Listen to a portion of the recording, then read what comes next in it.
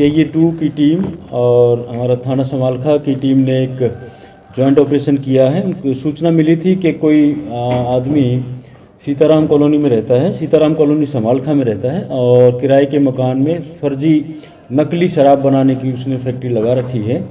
तो इस सूचना के आधार पर हमारी जॉइंट टीम जो थाना समालखा की और CIE-2 की टीम थी, उसने जो कंप्लेंट थी जिस स्थान की, वहाँ पर रेड किया।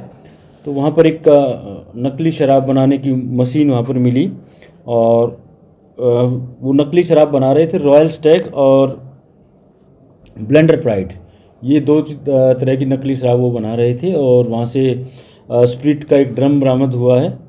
2 कैन जो तैयार कर रखी थी उन्होंने शराब, वो बरामद हुई है। और कुछ सील्स जो वो लगाते थे और कुछ वो जो रैपर लगाते थे, वो चीज़ें वहाँ से बरामद हुई हैं।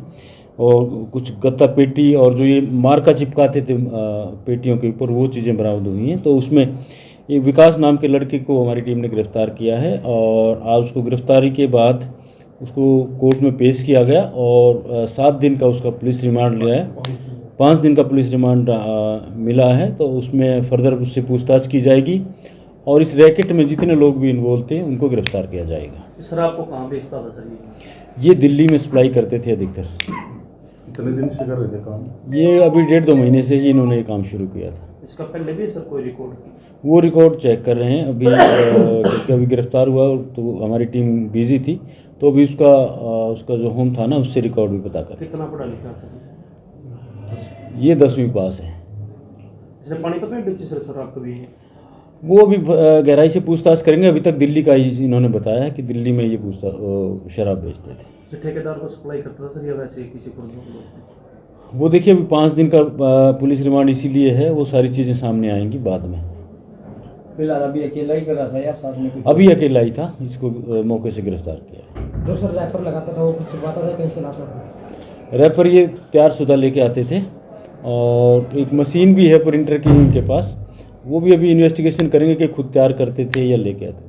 जहाँ से सर ये रैपर और खाली बोतल लेके आते थे, क्या उन पर भी कार्रवाई? हाँ बिल्कुल, एग्जैक्टली। जो इस रैकेट में किसी भी काम में इन्वॉल्व है, क्योंकि ये टोटली एक इलीगल जो है ना, इन्होंने एक ऑर्गेनाइज्ड क्राइम की तरह ये क्राइम कर रहे थे। तो इसमें जो भी शामिल पाया जाएगा उसको हम गिरफ्तार करेंगे। अभी कितनी क्वांटिटी में बरामद की है सर शराब फिलहाल? अभी जो तैयारशुदा थी वो 2 तो कैन थी 60 लीटर वाली, और कुछ तैयार थी ब्लेंडर प्राइड 17 बोतल तैयार पड़ी थी, वो बरामद हुई। सारी केमिकल से बनाते थे सर या फिर यार सस्ती दारू में डाल के बेचते थे? ये केमिकल सेपरेट में उसका कुछ और चीज़ें मिला के, अदर केमिकल्स मिला के, और वो सेम कलर देना और सेम स्मेल उसमें आती थी। तो वो कई चीज़ों का इस्तेमाल इसमें करते थे, उसमें कलर वगैरह भी वहाँ से बरामद हुए हैं।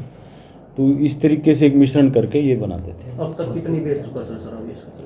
अब तक वो करेंगे कैलकुलेट। ये इनका 5-6 पेटी एक दिन में तैयार करते थे, तो आप अंदाज़ा लगा सकते हैं कि कितनी 1.5-2 महीने से कर रहे थे। तो ऑलमोस्ट इन्होंने इतनी तैयार की।